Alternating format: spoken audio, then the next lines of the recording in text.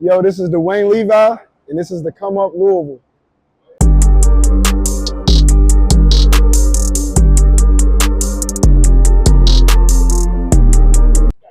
What's up, everyone? Welcome to another episode of the Come Up. We here in Louisville, where we putting the spotlight on some of Louisville's dopest artists, man, that you need to potentially be adding to your playlist. And today, we got my boy Dwayne Levi. Welcome to the show, bro. Welcome to the Come Up, man. How are you? Appreciate you, bro. I'm feeling good. I'm thankful to be here. I'm humble to be here. And ready to attack. Combination of all three. So. Nah, I respect that. I respect that. Yeah. So, I do want to kind of just get into it one day because, one of my favorite things to ask creatives, we ask artists and things like that is, like how they got into it. So when it comes to music, like what was that journey like in discovering like, hey, this is something I can do, and this is something like I'm definitely going to continue to do. So Bandy, bro, honestly, something kind of like this moment. All of my experiences in this art form and craft have been very divine. So it's definitely a gift that God just gave to me. And naturally, I've been in certain rooms and situations in my life that has been able to, make me the artist that I am today. So I would just say I got into it naturally. There was never really a day, because now that I think about all the things that are implemented in who I am as an artist, it started when I was like 4 years old, really, watching Michael Jackson, mimicking him dancing when I was drawing in middle school. But technically, when it comes to music, I did write my first rhyme in 2007 in middle school. So that's you was the in actual middle school in 2007? Yeah. Damn. I'm young. Nah, I could just be old, bro. Nah, I'm just playing. So you wrote your first song in 07. Yeah, wrote my first rap, 2007, haven't stopped since. So when was the first time that you like performed in front of people? As a musician, actually I do know that answer. Shout out to my big brother Chris Howard. He was one of the first people taking me around to certain scenes in Louisville where hip hop and things of that culture was accepted, and also took me to technically my first studio session. Shout out Francis. He had a studio. I remember seeing Harlow and them come through all the time when they were younger at that same studio in Highlands, or actually in Old Louisville, if I'm not mistaken. But he took me, to that studio to record my first rhyme. But I wrote my first actual rhyme on Big Bro's Bad because I remember it was the Lil Wayne beat, La La La. Not La La. La La La by Lil Wayne. 3 Lies. Yeah. It's that La La La La La La La La La La. Wait, which one was on the Carter 3? It wasn't on the Carter 3, but it was used as promo for the Carter 3s. Just like that, I Feel Like Dying. He dropped a few of those. So that was my first rhyme I wrote. And I remember I stayed up all night to write it. And it was very special. And I haven't stopped picking up the pen since. I actually started making beats first for the homies, but that only lasted like a week or two in middle school. And I was like, I'm gonna just rap to these beats because y'all not finishing y'all's rap school. And then I fell in love with rapping and then coming back and showing it and the reaction you get from people and how it moves people.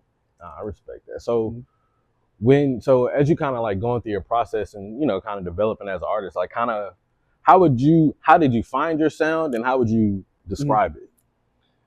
Man, so I would say this, I've been able to kind of come up with a quote to explain this, but I mastered writing at 16 by the time I graduated from high school. I graduated from Central High School. Shout out to all my Yellow Jackets. And by the time I graduated, I had mastered writing a 16-bar verse. And some of the raps you can hear me do in high school don't sound like a high schooler. So there's that. And proof of that was, I remember my senior year, the day that we graduated. And this is on YouTube. If you go to my YouTube, Dwayne Levi, and scroll all the way down, you'll see this. It's a song called Graduation, and it's to J. Cole's Back to the Topic beat. And I recorded that, and I said, I'm going to drop it on the day we graduate. And I remember wanting my flowers at school because I didn't grow up down in the West End and stuff like a lot of the kids at Central. I came from out the way, out Newburgh, Okolona area. So it was a little hard to get some of the clout, I guess you could say, that I technically wanted in high school because I felt like I was the best rapper. I'm going to be honest. I was the best rapper in Central High School, respectfully saying it. There's a lot of great artists that come out of there, but I took it more serious at a certain level. I would say it was probably me and Keith, 4CYG Keith was the two biggest rappers that came out of there. The two totally different sounds, but Um, yeah, I remember that day we was on the school bus to drive to the graduation, and all them Keith, all those guys, everybody that I was around that was doing their style of music, and I'm like, I kind of come off like a Kendrick type of guy, you know, J. Cole, Drake, that type of guy. Uh, so to have that accepted was amazing. So on the school bus on the way to the graduation, uh, a few people on the school bus was like, "Bro, I heard that graduation you dropped today. It's hard." So I mastered writing at 16 by the time I graduated high school. In college, I dived more into songwriting and trying to figure out like, okay, I'm gonna write this hook. Now, am I gonna sing it or is so and so gonna sing it? So I did like one of my biggest songs is "On My Way" and it's featuring Braxton, BRXTN. Shout out Brody. It's called "On My Way." You know, we got over like 100K views, 100K plays on SoundCloud at that time, and then the music video got 10K. And I wrote that hook for him. Actually, I tried to sing it first. Shout out Saint. Saint Engineering. It's my big brother. Recorded my first 4 albums. Shout out Brody. I went to try to record it, and he was like, "That hook ain't for you, Levi." But really, technically, I just hadn't found my voice yet to sing my hooks. He was like, "You ain't hit up Brax yet about it?" And I was like, "That's who I was thinking about. Like, that's that's the camp. That's the corner of guys that I can pull from." So Brax came through the studio, executed the hook, and I learned that day that I definitely can songwrite and get somebody to come in and do that. But after that, I was like, I got to sing these hooks because I was just hearing them a certain way. And naturally, I wanted to work on my vocals and be able to add that to my artistry. But I always wanted to sing because my whole family can sing. My grandmother had an audition with Motown back in the day. Oh, that's fine. Yeah, I'm definitely going to end up explaining that at some point in this interview. But yeah, so the songwriting and the singing and learning kind of how to use my voice melodically came more in college. And then that showcased on the first album I dropped, The Levi Effect, in 2016. And then since then, it's just been, okay, what else can you perfect? So I call myself the hook champion. My hooks come through, gutty. It's going to get you in the gut. But since I mastered writing at 16 before I mastered the hooks, it's like a beautiful marriage, bro. I respect that. Through your grind and like your journey and kind of, like growing to the artist you are today, like what keeps you motivated to keep going? Now I can talk about my grandmother and my come up in music, and how I've been motivated from my family. So my grandmother has passed away a few years ago, but like I said, she was actually in a group. My condolences. Yeah, all good, bro. She's right here right now. She was in a group in Baltimore. She was only 16 years old. She was the lead singer, and it was her. It was 2 of her sisters and her oldest brother, my great uncle John Watkins. He wrote the songs, he composed them, and they had access to a good studio in Baltimore at the time that they could record high quality. They could make a hit. They recorded 2 cuts, 2 records, and somehow Barry Gordy of Motown got to hear him, and he actually invited my grandmother via phone call to come out to Detroit and audition for Motown. And at the time, nobody could get my grandmother there because of the situations that the family was dealing with poverty, and people had all kinds of different stuff going on. Like my great uncle who wrote their songs was actually a gangster, and he had a money on his head at the time, right, in Baltimore. And then her other 2 sisters aren't old enough to drive her to Detroit. So that's the reason that my grandmother actually left Baltimore and moved to Louisville and started her family here, because she said they ruined her dreams. So I got that going. And then my 2 big cousins, Juan and Amber, they've made music their whole life. They have both passed away as well, bro. And them 3 people in my family are the 3 people who have made the most amount of music and like cared about it as much as I would. And they all have passed away, bro. Damn. And all told me that I would be something. So hey, that's a blessing. That's heavy. I ain't even gonna hold you. So really what I'm saying is God, bro. Really what I'm saying, God is the reason that keeps me going and doing this. There's been very divine moments in my life where things have happened, and it's just like, that don't just happen. You know what I mean? Like, that don't just happen. Like, honestly, bro, it's crazy. I can go for a long time about all those moments, but there's been some very spiritually divine moments that have let me know that I'm supposed to be here today. You gotta be present. So. No, you definitely gotta be present today, and I definitely respect that. And like I said, that's heavy, but I appreciate the fact that, what I'm saying, it's like you let it continue to fuel you as you continue to grow through your music. So with that being said, as again, going back to the artist you are today, like what's something that you would tell yourself back in 07?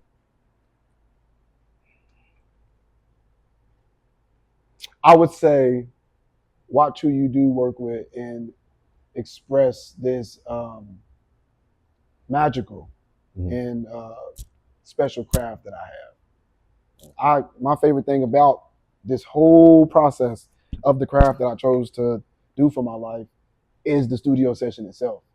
Shows is fun. This is fun. Being famous would probably be fun, right? I've been viral a few times. That's fun. Music videos, fun. But the most special thing is that studio session. And I've honestly been in rooms with snakes, and I've expressed who I am as an artist, and that can come back to hurt you if they get to experience that, if they're not meant to experience that. So I would tell myself in 2007, watch who you work with and who you are going to open up your heart to. Yeah. No, that's that. No, I definitely respect that because you can't break bread with everybody, and everybody don't deserve to be broken bread with. No, sir. So I definitely get it. Mm-hmm. I do want to get into a little bit of the song, the song "Her Own Style." Tell me about that song and kind of how that song came together. So Her Own Style is technically the first single to be released that's going to be on the new album dropping June 22nd. Good Music Matters. And it was like it's technically it's the hip hop and R&B thing that I've been trying to work on for years, and I found it. I found a way to do it, and I remember recording it because that's the only song. Well, there's 2 songs on the album out of all 20 tracks that I recorded with my equipment, not at the studio that the camp made. So that's very special in that week. But my engineer Jordan Hillis, shout out Jordan Hillis, shout out Juice, aka Joshua Mattingly. Shout out Sam Willard. Shout out Cole Brentsel, the whole gang, Ahmad, my videographer, Goonie Tunes, all my brothers. But yeah, he gave me his compressor. He was like, with your MXL mic, and now you have a compressor, and with your interface, you can actually technically get, if not the exact quality that you're getting here, but close to. Then if anything, I'll just mix it for you so that you don't have to wait till every Friday to record something. So I recorded 2 songs that week, and he had set my levels. He literally at the studio set them. He was like, don't turn these knobs when you get home. Set the levels. And I recorded that. And I remember it was, what was special about that song is the melody was delivered to me in my sleep, bro. Oh, shit. I remember, bro, I kept hearing it and I was sleeping. And I was like, man, I'm singing a damn song in my dream. And I was like, I'm supposed to get up. I'm supposed to get up. Michael Jackson would get up. Marvin Gaye would get up. Yeah. J. Cole would get up. I'm like, okay, when you put a lot of hours in something, now my vessel is being used as a musician. So I'm like, these are the moments. I got to get up. This melody's heat. Because I had already heard the beat, but by the time I was ready to record, I was tired. But that melody was too strong. So I woke up, it was about 2 in the morning, 2:30ish, like around that time, and I woke up and was like, I'm going to just do it. Just at least get the melody down. I'm thinking I'm going to just go in there and hum the melody. I'll fix it. I'll do it tomorrow, write everything. Nope, wrote the whole song. I would say from the time that I sat down, everything was done in an hour. Writing, recording. I didn't mix it yet, but writing and recording that song was done under an hour. 2, 3 in the morning, bro. No, that's fine. No, I listened to the song, man, and the song is fire. It's definitely a vibe. Thank you. It's definitely a vibe. Thank you. So much respect. I listen to a lot of music, and I will say that song "Graduation." Cause I remember you showing me that song. Mm-hmm. It's like that. It's like that, especially for somebody you said you wrote in 07? No, Graduation. That you wrote in high school. So that's okay, 2012. Still, yeah. Really like 18? 13. Yeah, 13 actually. Rapping like that. 13. Yeah. I respect it. Thank you. I respect it. But I want to get into some high school questions, man. You could pick anybody to, whether it be do a song with, a tour with, who would that artist be? Can I give a few? I'll give you 3. All right. So I'm going to give you this. If I could have a studio session with an artist, an RIP brother, and he's from our city, it would be Static Major, for sure.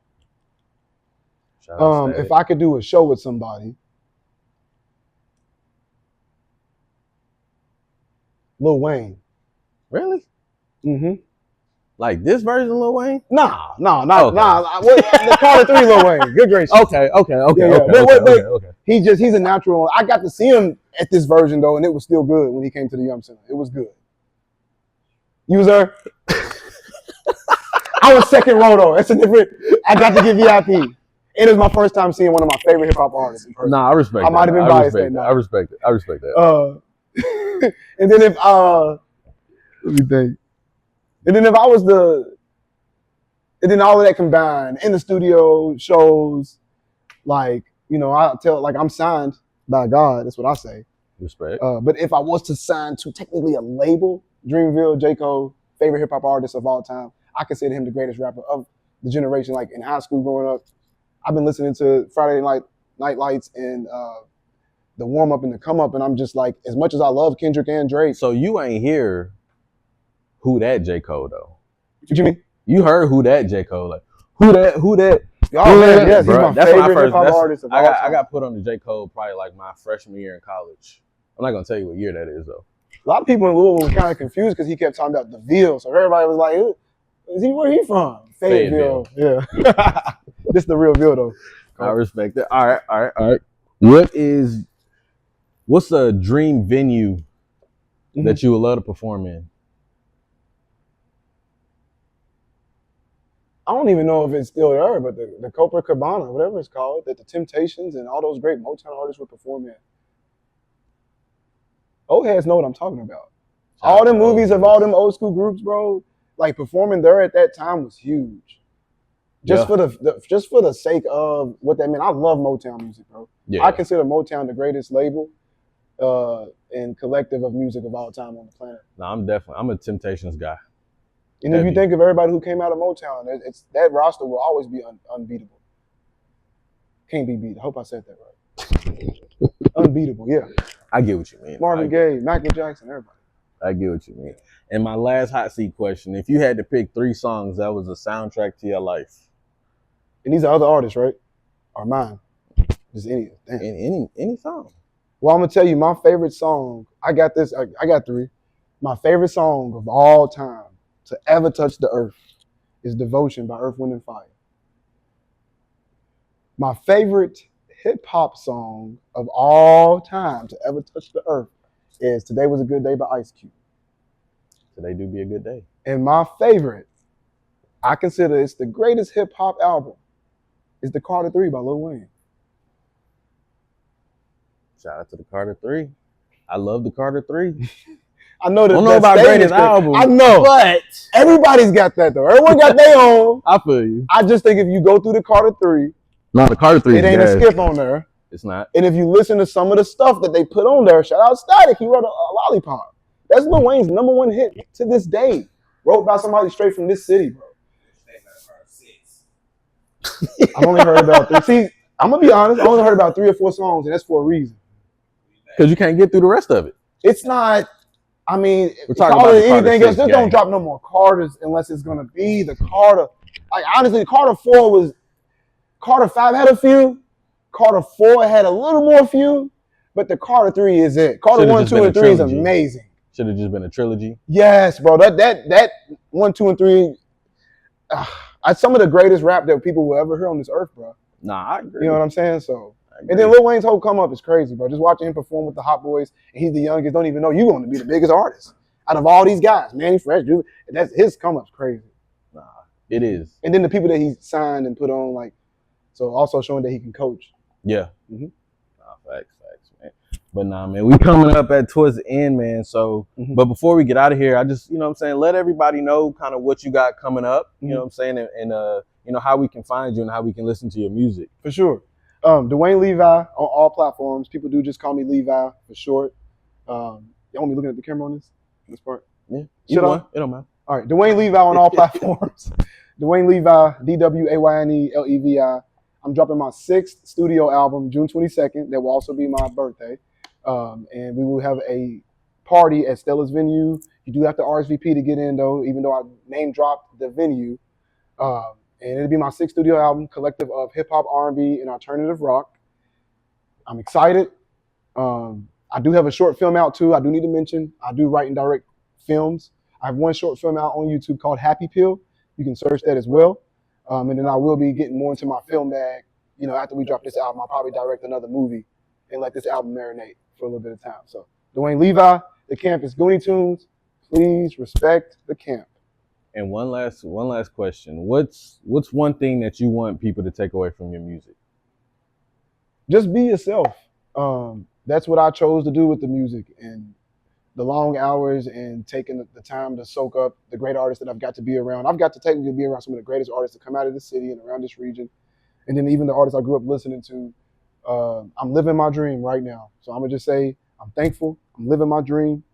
My dream was always to be able to make music at the same level as those artists that I was listening to, you was listening to when we was growing up, and that's happening right now. So I'm just thankful for that. I respect that. Mm-hmm. I respect that. Again, man, I appreciate you coming to the show, man. For sure. You know what Appreciate I'm you having saying? me, bro. For Nah, for sure. sure. Definitely, bro. Thank you.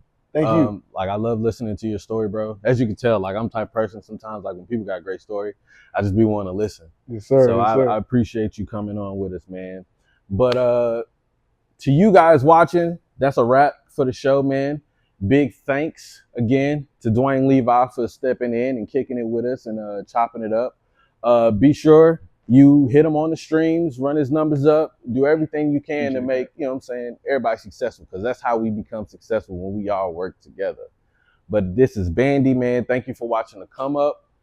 And big thanks to the studios at CGL for letting us use their space. Yeah, We'll catch y'all next time. Peace.